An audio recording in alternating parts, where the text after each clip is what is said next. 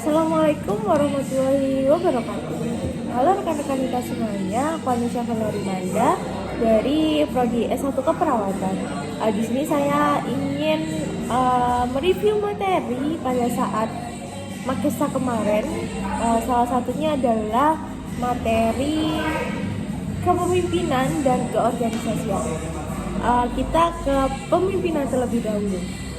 Nah, di dalam materi kepemimpinan ini terdapat 5 pembahasan yang akan dibahas. Yang pertama adalah pengertian kepemimpinan, fungsi kepemimpinan, karakter dasar, tugas dan peran pemimpin, gaya kepemimpinan yang efektif.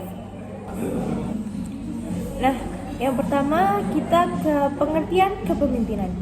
Definisi kepemimpinan adalah suatu kata influence yang artinya mempengaruhi, memotivasi, mengarahkan orang lain untuk mencapai tujuan organisasi. Secara keseluruhan, kepemimpinan yaitu kemampuan seseorang pemimpin untuk mengendalikan, memimpin, mempengaruhi pikiran, perasaan, atau tingkah laku orang lain untuk mencapai tujuan yang telah ditentukan sebelumnya. Oke, next kita lanjut ke fungsi kepemimpinan. Yang pertama adalah mengkomunikasikan visi. Jadi, membantu menginspirasi seluruh anggota serta memberikan motivasi anggota untuk dapat bekerja menuju visi yang baik bersama.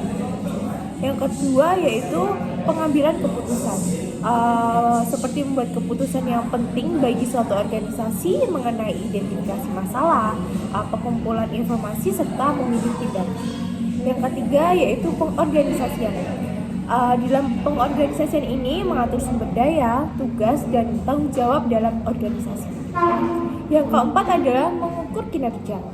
Pemimpin yang baik harus mampu mengukur kinerja individu serta memberikan umpan balik yang bermanfaat. Yang kelima yaitu mengelola konflik.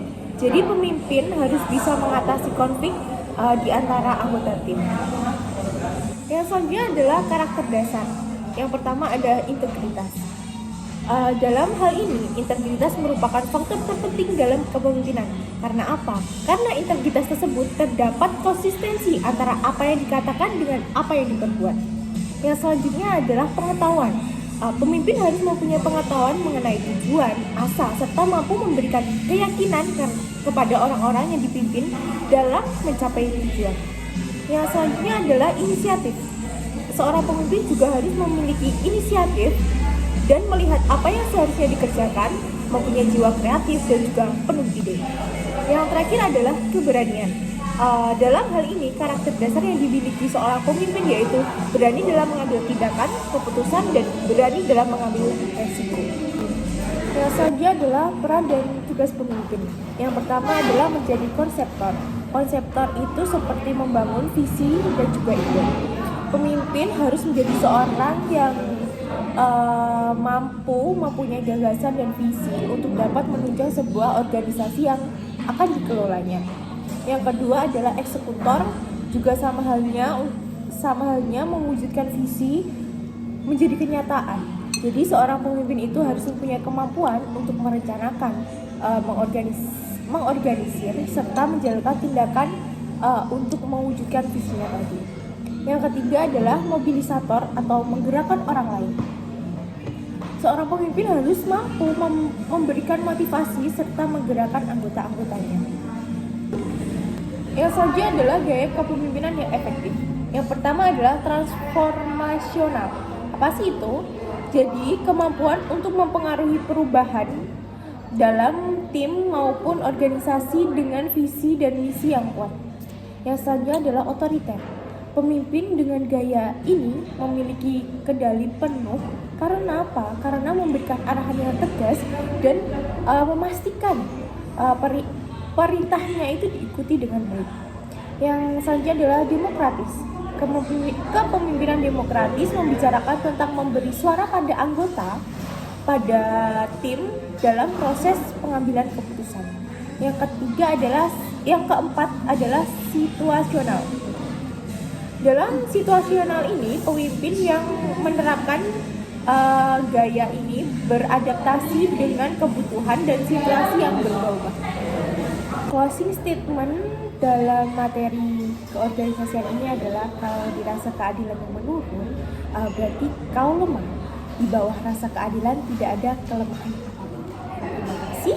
Kita lanjut ke materi yang kedua, yaitu organisasi. Halo semuanya, ketemu lagi dengan aku. Kita akan membahas materi yang kedua, yaitu organisasi. Jadi, apa sih itu organisasi? Organisasi adalah sekumpulan orang yang ingin melakukan hal-hal tertentu dengan cara-cara tertentu guna mencapai tujuan tertentu secara bersama-sama. Ada unsur dasar organisasi. Yang pertama ada sekumpulan orang, tujuan, kerjasama, dan kepemimpinan tadi. Next, yang ke prinsip organisasi. Yang pertama adalah kohesi. Apa sih itu?